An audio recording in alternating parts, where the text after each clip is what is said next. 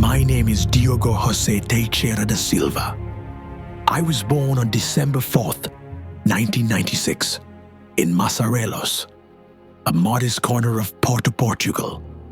I grew up among steep streets, worn-out balls, and impossible dreams, where football wasn't just a game, it was the language of those who didn't have much else.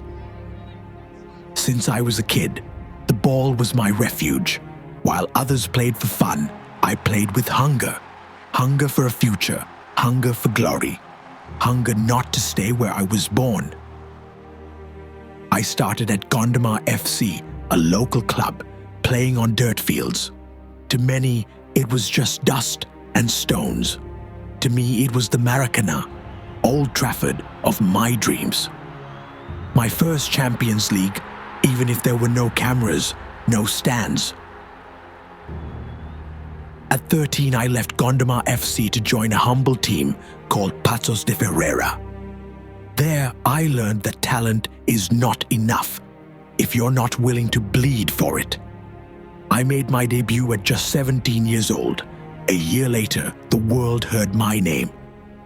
I scored 2 goals against Académica de Coimbra, a historic Portuguese club, becoming the youngest player to score for my team in the top division. That day, I didn't just celebrate. I realized my life was about to change. In 2016, Atlético de Madrid, one of the giants of Spanish football, came knocking. But I didn't stay in Spain. I was loaned back home to Porto, one of Europe's elite clubs. There, I lived my first European nights and my first hat tricks. I felt unstoppable, like the world was finally starting to hear my name. A year later, I landed in England, in a place where few Portuguese had triumphed, Wolverhampton. There, I didn't just grow as a footballer, I grew as a man.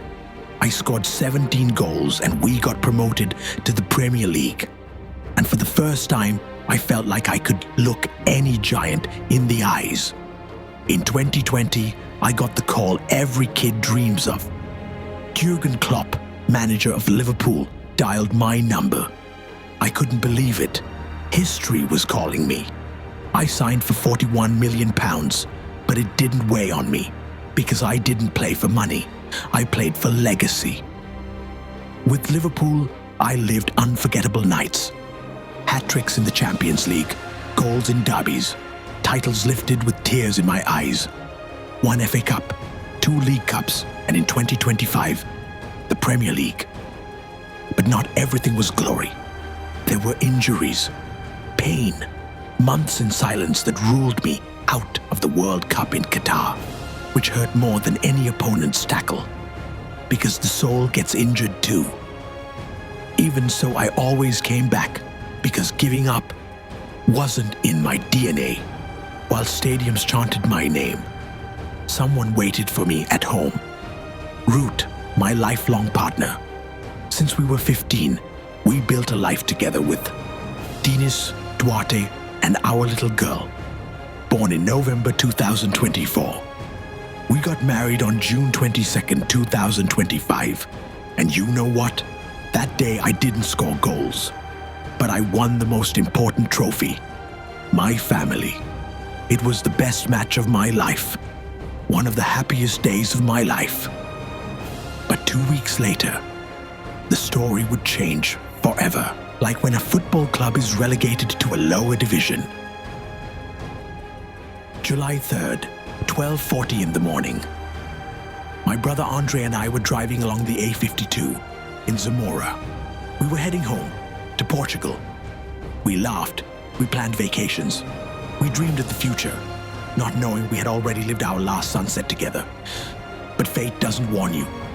A sharp sound, a tire burst, a swerve, and then fire.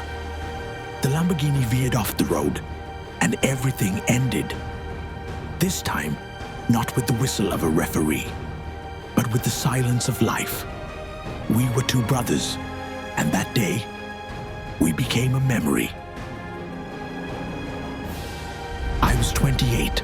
I had a contract, a brilliant career, a wife, 3 children, a country that loved me. And yet, everything stopped in seconds. There were no goodbyes, no final match, no chance to say thank you for everything. Only the echo of who I was and the pain of those who loved me.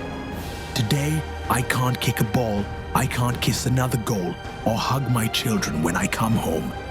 But if my story reaches you, I want you to remember something. Don't wait for the perfect moment to live. Run, love, fight, be grateful. Make every second burn. As if your soul knew the clock is already in stoppage time. As if it were the last. Because sometimes it is.